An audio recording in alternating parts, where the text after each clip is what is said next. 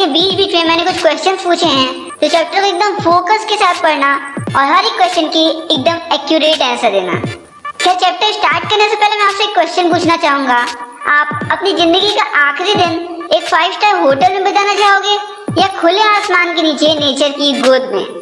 अगर आपका जवाब 5 स्टार होटल है तो हो सकता है आपको ये चैप्टर उतना पसंद ना आए, लेकिन अगर आपको पृथ्वी की गोद आपके बेड से ज्यादा अच्छी लगती है तो ये मेरा वादा है आपसे कि ये चैप्टर आपको बहुत बहुत ज्यादा पसंद आने वाला है। तो चलिए चैप्टर शुरू किया जाए। मैं निक मिडलटन। मेरा हमेशा से एक सपना था कि मैं अपनी जिंदगी में कम से कम एक बार कोरा जरूर करूं। जैसे हिंदूज और बाकी धर्म के लोग अपने भगवान के इर्द गिर्द चक्कर काटते हैं, वैसे ही मैं भी एक बार कैलाश पर्वत के चक्कर काट के अपनी आत्मा और अपने अंतर मन को हमेशा के लिए प्योर बनाना चाहता हूँ। मैं भी रावू में हूँ और मुझे कोरा करने के लिए चैंगटंग तक जाना है, जो कि तिब्बत प्लेट्यू और चाइना बॉर्डर के बीच में है। अभी सुबह होने में समय था, लेकिन मैं उस बर्फीली रात में चैंगटंग निकलने के लिए तैयार हो गया, क्योंकि हमें चैंगटंग रात से पहले पहले पहुंचना था। जब मैं रावू से निकल ही रहा था कि तभी लामो ने मुझे एक बहुत लंबा सा स्किन कोट दिया और मुझसे कहा, ये कोट आपकी बादल छूती पहाड़ की ऊंचाइयों में ठंड से बचने में आपकी मदद करेगा। खैर मैंने चैंगटंग जाने के लिए एक व्हीकल ड्राइवर से पूछा, अरे भैया जी चैंगटंग चलेंगे क्या? अरे कैसी बात करते हो यार, ये गाड़ी मवेशी पालने वालों के लिए थोड़ी खरीदी है।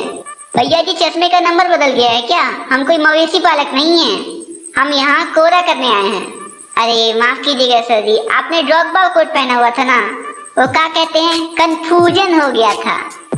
अच्छा ठीक है चलो। अच्छा सर चलिए हम आपको एक शॉर्टकट से ले चलते हैं। ठीक है, लेकिन रास्ता तो ठीक है ना? अजी रास्ता तो एकदम बेहतरीन है, अगर बर्फ ना गिरी हुई हो तो। और अगर बर्फ गिरी हुई हो तो क्या आप भगवान के पास कोरा करने ही जा रहे हो ना? अगर रास्ते में बर्फ गिरी होगी तो हमारी गाड़ी पहाड़ से फिसल के नीचे जाएगी और हम भगवान के पास शॉर्टकट से सीधे ऊपर। खैर कुछ ही पलों में हम बस्ती से निकलकर खाली मैदान में पहुंच गए, जहाँ छोटे छोटे प्यारे प्यारे डियर्स थे, जिन्हें हम प्यार से गेजर्स बुलाते हैं। तो सब अच्छा चल रहा हो तो एडवेंचर किस बात का। अब हमारी सीट वाइब्रेटर बन गई थी, क्योंकि आगे का रास्ता नोकीले पत्थरों से भरा हुआ था और अब रास्ते के प्यारे प्यारे गेजर्स वाइल्ड एस बोले तो जंगली गधों से बदल गए थे। अब उन गधों के दौड़ाने से सीट और तेजी से वाइब्रेट कर रही थी और कुछ गधों की कृपा से ड्राइवर चेतन को अचानक से ब्रेक मारना पड़ रहा था, जिससे मेरा प्यारा सा गोरा गोरा चेहरा ड्राइवर सीट से टकरा के टमाटर जैसे लाल हो गया था। यार चेतन कैसे शॉर्टकट से ले आया यार। अरे सर जी बस अब प्लेन खत्म हो गया है, अब बस पहाड़ ही चढ़ना है। और कुछ ही देर में चेतन ने अपनी गाड़ी को तीसरी गियर में डाल दिया और अब हम हौले हौले पहाड़ चढ़ रहे थे। रास्ते में बहुत सारे ड्रॉगबाज दिख रहे थे, जो पहाड़ों से मैदान में अपने शिप्स को घास चराने ले जा रहे थे। और जैसे ही हमारी गाड़ी उनके बगल से निकलती, वो अपने मुस्कुराते हुए चेहरे से हमें बाय बाय करते। जैसे ही मुझे लगा कि चलो अब आगे का सफर एकदम खुशनुमा होगा, भगवान को ये पसंद नहीं आया और उन्होंने जंगली गधों को टिबेटियन मैस्टीफ से बदल दिया। आप में से जो टिबेटियन मैस्टीफ को गली के कुत्तों से कंपेयर कर रहे हो, उन्हें बता दूं टिबेटियन मैस्टीफ को देख के अच्छों की हाथ में आ जाती है। और ऐसा नहीं था कि ये डॉग्स केवल हमारे ऊपर भौंक रहे थे, ये कम से कम 100 मीटर तक हमारी गाड़ी का पीछा करते थे। और आज इन टिबेटियन मैस्टीफ को देखकर मुझे एकदम साफ समझ में आ रहा था कि चाइनीज इंपीरियल कोर्ट में इन डॉग्स को एज हंटिंग डॉग्स क्यों रखा जाता है। जैसे जैसे हम पहाड़ की ऊंचाइयों में पहुंचते जा रहे थे, ठंड बढ़ती जा रही थी और रास्ते पतले होते जा रहे थे और लो प्रेशर की वजह से मेरा सर दर्द से फटा जा रहा था। मैंने अपनी रिस्ट वॉच में देखा तो हम सी लेवल से 5200 मीटर ऊपर थे, लेकिन प्रॉब्लम केवल इतनी सी नहीं थी कि मेरा सर दर्द से फटे जा रहा था। हमारे आगे कम से कम 15 मीटर की दूर में बर्फ बिछी हुई थी और अगर हमारी व्हीकल बर्फ से फिसल जाती तो हम सीधे ऊपर भगवान के पास पहुंच जाते। खैर हमारे ड्राइवर चेतन ने गाड़ी से कुछ इक्विपमेंट निकाले और फिर मैं, मेरा ड्राइवर चेतन और हमारे साथ एक पैसेंजर डेनियल ने भी हमारी मदद की उस बर्फ के ऊपर मिट्टी बिछाने में, जिससे हमारी गाड़ी बर्फ के ऊपर से फिसले ना। खैर कुछ ही मिनटों में हमने अपनी गाड़ी को बर्फ के ऊपर से निकाल लिया और हम फिर बढ़ पड़े अपनी मंजिल माउंट कैलाश की ओर। लेकिन अगले 10 मिनट में ही फिर रास्ते में एक तीखे मोड़ पे बर्फ बिछी थी, लेकिन इस बार हमें नीचे नहीं उतरना पड़ा, क्योंकि बर्फ अभी एकदम ताजा थी और हमारी गाड़ी बिना फिसले बर्फ के ऊपर से निकल सकती थी। अब हम 5400 मीटर की ऊंचाई पे थे और मेरा सर दर्द से एकदम फटा जा रहा था। मैंने अपनी बोतल से थोड़ा सा पानी पिया जिससे मुझे सर दर्द में थोड़ा सा रिलीफ मिले। खैर कुछ ही पलों में हम सी लेवल से 5515 मीटर ऊपर थे। वही रास्ते में हमें बुद्धिस्ट कैर्न मिला जो पत्थरों के ऊपर पत्थर रखकर बनाया गया था और उसे बहुत से प्रेयर फ्लैग से सजाया भी गया था। हमने ट्रेडिशन के मुताबिक कैर्न का चक्कर लगाया और फिर सेतन ने कार के टायर चेक किए और जैसे ही उसने डीजल भरवाने के लिए टैंक की कैप खोली, यार टैंक ने इतनी तेज आवाज की कि मैं तो एकदम डर ही गया था। लेकिन सेतन ने बताया एक्चुअली लो प्रेशर की वजह से फ्यूल एक्सपेंड करता है। यार ये सुनने में बहुत खतरनाक लग रहा था। खैर आप expansion of liquid in low temperature class 12 chemistry के पहले चैप्टर सॉल्यूशंस में पढ़ोगे। खैर डीजल लेने के बाद अब हमें पहाड़ से नीचे जाना था। वैसे सच कहूँ हमें डीजल की कोई जरूरत ही नहीं थी क्योंकि हमारी गाड़ी पहाड़ से नीचे बिना इंजन चालू किए ही चल रही थी। जैसे ही धीरे धीरे दोपहर होने लगी, ठंड और मेरे सर का दर्द दोनों धीरे धीरे बहुत हद तक कम हो गया था। अब दोपहर के 2 बज चुके थे और धूप से वो बर्फीले पहाड़ एकदम चमचमा रहे थे और हम दोपहर के लंच के लिए सॉल्ट लेक के बगल में एक वर्कशॉप में रुके जहाँ हमने नूडल्स खाया और चाय पी।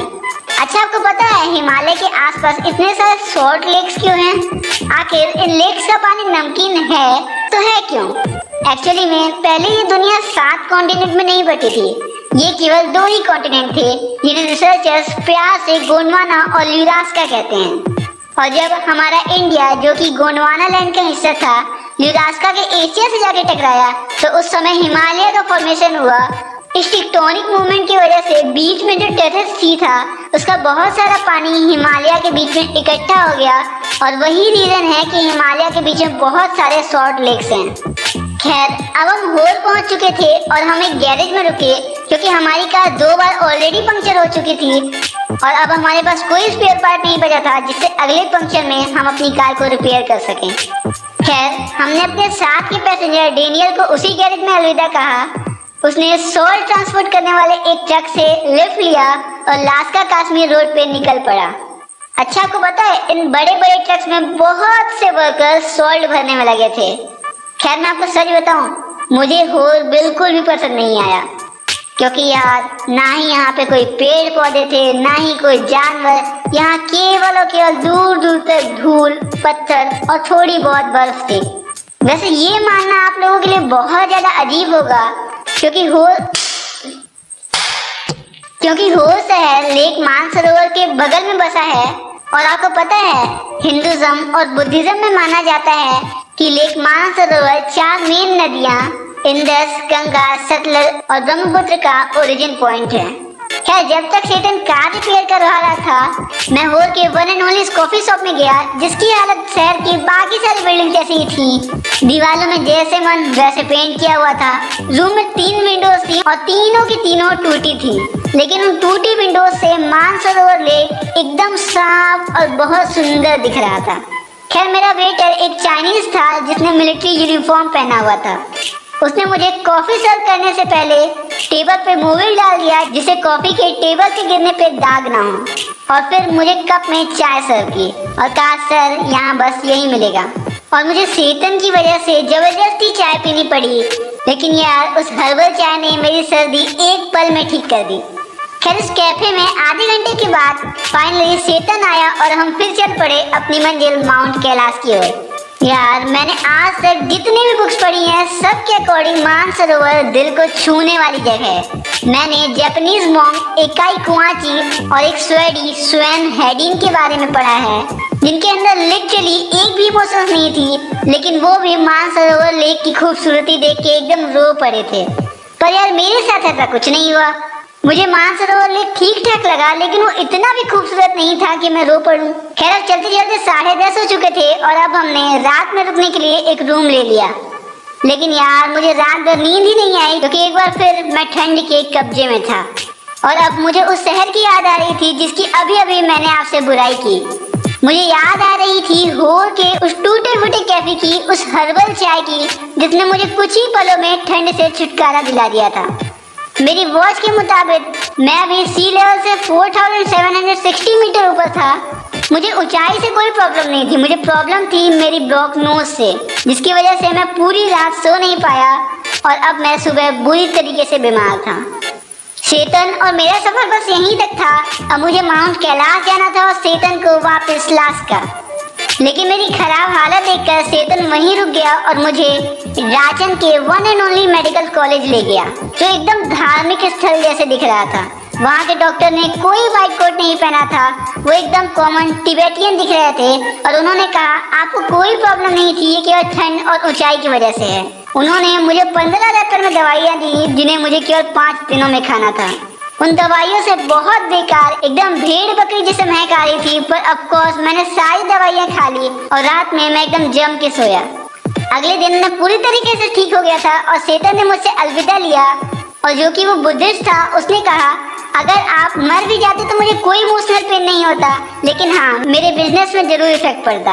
अच्छा अब मैं चलता हूँ क्योंकि मुझे रात से पहले लासा पहुँचना है। मैंने चेतन को रास्ते के लिए गुड लक कहा और उसने मुझे, और अब हम दोनों निकल पड़े थे अपनी अपनी मंजिल की ओर। मैंने अभी तक आपको चैप्टर बहुत अच्छे से समझाने की कोशिश की है। अब मैं आपसे एक क्वेश्चन पूछना चाहूँगा। जैसे कि मैंने आपको अभी बताया, चेतन और ऑथर दोनों अपनी अपनी मंजिल की ओर चल पड़े। अब आप मुझे नीचे कमेंट करके बताओ कि चेतन कहाँ जा रहा था और ऑथर कहाँ जा रहे थे। खैर आज जब मैं अपनी नींद पूरा करके उठा तो मुझे रात जैसे ड्राचन एकदम बकवास जगह नहीं लग रही थी। ड्राचन में बहुत सी अच्छी चीजें भी थी, जैसे गेस्ट हाउस के बगल से बहता नदियों का पानी, धूप में चमचमाते बर्फ के पहाड़ और ठंड में गरम गरम चाय। पर कुछ चीजें ऐसी भी थी जो मुझे बिल्कुल पसंद नहीं आई, जैसे टूटी फूटी बिल्डिंग्स, नदी में खेलते तिब्बतियन मैंस और उसी नदी में खुले में नहाती औरतें। हो सकता है मुझे ये शहर इसलिए अच्छा ना लग रहा हो क्योंकि मैं कोरा करने ऑफ सीजन में आया हूँ और यहाँ मेरे अलावा कोई भी टूरिस्ट नहीं है। और वैसे भी बंजारे तो केवल सीजन में ही आते हैं ना, और सीजन के बाद बोरिया बिस्तर बांध के चले जाते हैं, जो यहाँ की बाजारों की रौनक बढ़ाते हैं। खैर फ्रेश होने के बाद मैं ड्राचन के एक टूटे फूटे कैफे में गया और वहाँ मैं अपने कोरा पूरा करने की प्लानिंग कर रहा था, लेकिन मेरे दिमाग में कोई आइडिया ही नहीं आ रहा था। और फिर मैंने अपने साथ लाई इंग्लिश नोवेल पढ़ने के लिए खोला। मेरे हाथ में इंग्लिश नोवेल देखकर एक इंसान ने मुझसे पूछा क्या मैं आपके साथ बैठ सकता हूँ, और फिर उसने मुझसे पूछा कि आप वेस्ट की कौन सी कंट्री से यहाँ कोरा करने आए हैं। खैर मैं वेस्ट से हूँ, ये उसे इसलिए पता चल गया क्योंकि मैंने वेस्टर्न स्टाइल वाले ग्लासेस पहन रखे थे। मेरे कुछ भी कहने से पहले उसने मुझे अपना इंट्रोडक्शन दे डाला। मेरा नाम नोबू है, मैं चाइना के बीजिंग में एकेडमी ऑफ सोशल साइंस में रिसर्च करता हूँ। नोबू मुझसे बात करते करते एकेडमिक पेपर लिख रहा था, जिसे देखकर मुझे ये पूछने की कोई जरूरत नहीं थी कि आप यहाँ कैसे। और इससे पहले कि मैं कुछ कहता, उसने कहा अब हम एक साथ कोरा करने जाएंगे। पहले मैं सोच रहा था कि मैं कुछ रिलीजियस लोगों के साथ जाऊंगा, लेकिन कोई बात नहीं, नोबू को इंग्लिश आती है और ये भी चलेगा। खैर मैं नोबू के पेट को देख रहा था और उससे बस ये पूछने ही वाला था कि तुम आखिर कोरा करोगे तो करोगे कैसे। लेकिन इससे पहले कि मैं उससे कुछ पूछता, नोबू ने मुझसे कहा मुझे पता है कि आप ये सोच रहे होंगे कि ये मोटा इंसान कोरा कैसे करेगा, लेकिन मैं आपको बता दूं कि मैं मोटा जरूर हूँ, लेकिन मैं एक तिब्बतियन हूँ और चाहे कोरा करने में जान ही क्यों ना चले जाए, मैं कोरा जरूर करूँगा। उस रात हम दोनों एक साथ मेरे गेस्ट रूम में ही थे और हमने अगले दिन का प्लान बनाया और सुबह हम दोनों तैयार थे अपना सामान पैक करके। मैंने सोचा कि नोबू अपना इतना भारी बैग तो नहीं उठा पाएगा। मैंने शिप बुक कर लिया, पर नोबू ने शिप बुक करने से इनकार कर दिया और हम दोनों एक बार फिर बढ़ पड़े अपने सपनों को हकीकत में बदलने माउंट कैलाश की ओर। तो बस यहीं पे खत्म होता है चैप्टर। आशा करता हूँ ये वीडियो आपको बहुत पसंद आई होगी। तो आज के लिए इस वीडियो में इतना ही, मिलते हैं अगले वीडियो के साथ। तब तक के लिए stay healthy, stay inspired and I love you all.